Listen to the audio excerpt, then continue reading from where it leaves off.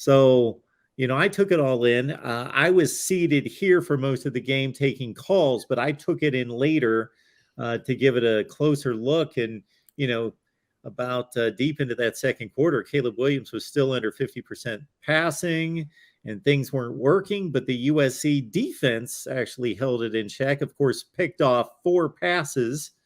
And, hey, any way you can win them on the road in a very unusual atmosphere and environment, it was quite the entertainment. For a low-scoring game, the intensity and the entertainment value was sky high.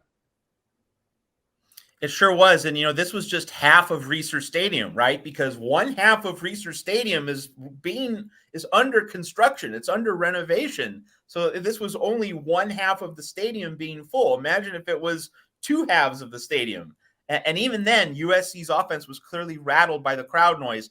And it really shows how Stanford in week 2, I mean, it was a road game, but that was just it was not an intimidating environment. USC was able to just walk in there and dump truck Stanford. So USC got all the adversity, all the challenges that it had been lacking in the first 3 months of the season, and it really got to them. The crowd noise got to them. Caleb Williams, didn't process the situation well, and Lincoln Riley coached a terrible game in terms of offensive play calling. And USC fans who might not have followed Oklahoma football very closely over the past several years should not be shocked. Like, Lincoln Riley has one of these games every year. He had it at Oklahoma. Like Iowa State would often be the team that just really was a pesky and annoying on defense. And we did see from Oregon State defensive coordinator Trent Bray that same philosophy of, you're not beating us over the top. We're going to sit back. You're going to have to be patient with the underneath game.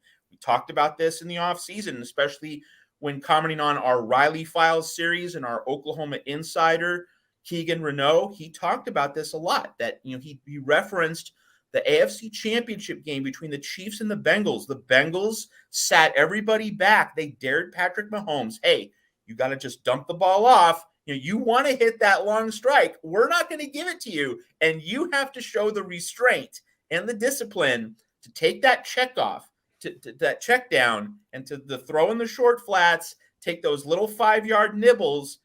You're not going to beat us deep. And Caleb Williams, on several occasions, he was not patient against that kind of defense, much as other Oklahoma quarterbacks, such as Spencer Rattler, were not patient against the John Heacock Iowa State defense, which had the same philosophy, the same approach. There was a play in the first half.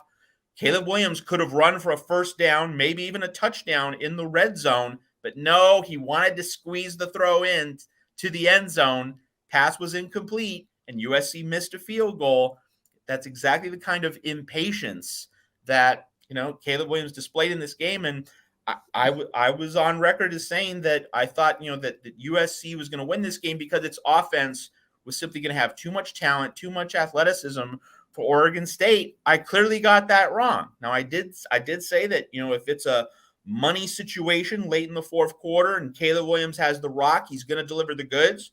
All right, got that one right. But for the first 58 minutes, my larger thesis that the USC offense is going to be that reliable hammer that opposing Pac-12 defenses just aren't going to be ready for, nope, didn't pan out.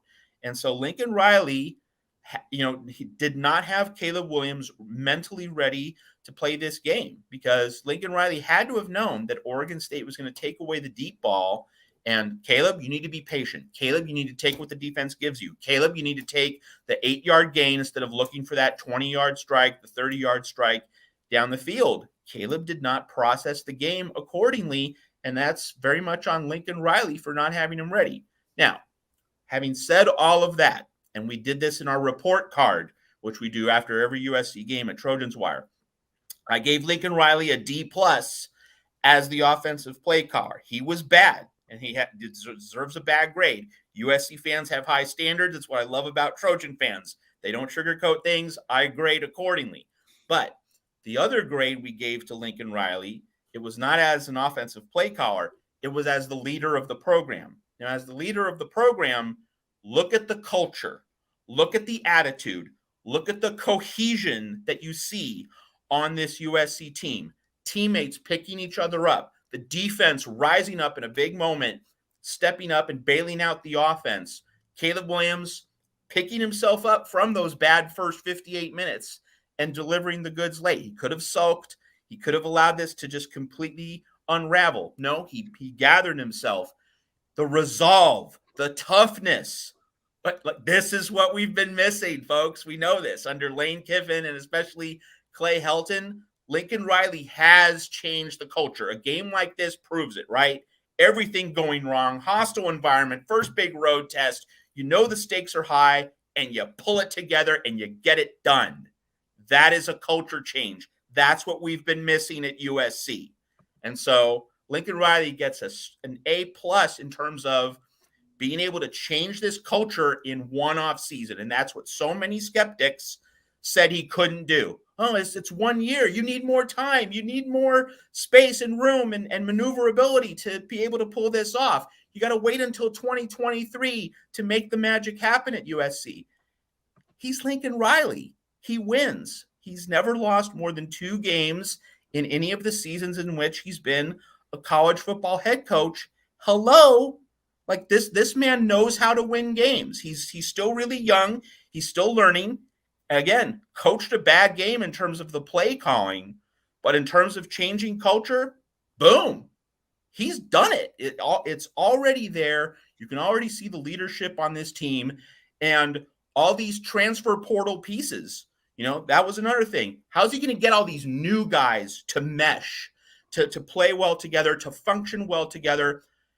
The big impact players are transfers. Now, everyone's been looking at Caleb Williams, Jordan Addison, Travis Dye, who is the best offensive player on USC through 1 month. He's been the best, most complete player in September because Caleb Williams has had an ordinary game against Fresno State, and he was below average in this game. Travis Dye is bringing it every week, whether it's pass blocking, protection, receiving out of the backfield, running, and just mentorship for Malik Brown and other younger guys on the roster. Travis Dye has been the offensive MVP for this team. But then look at the defense. Eric Gentry, transfer from Arizona State. Mekhi Blackman, transfer from Colorado. Solomon Byrd, transfer from Wyoming, getting in on that huge interception, pressuring Chance Nolan, forcing that pick, which enabled USC to take the 10-7 lead in the fourth quarter. Earl Barquette, transfer from TCU. He helped Solomon Byrd on the pressure of Chance Nolan on that interception in the fourth quarter. Transfer pieces, everywhere you look, are at the forefront. They're not peripheral parts. They're at the forefront of this USC effort. So changing the culture, getting transfers to function well on the roster, offense and defense, Lincoln Riley is thumbing his nose at all the skeptics who said, no, you can't do this in just 1 year. Well, actually, you can.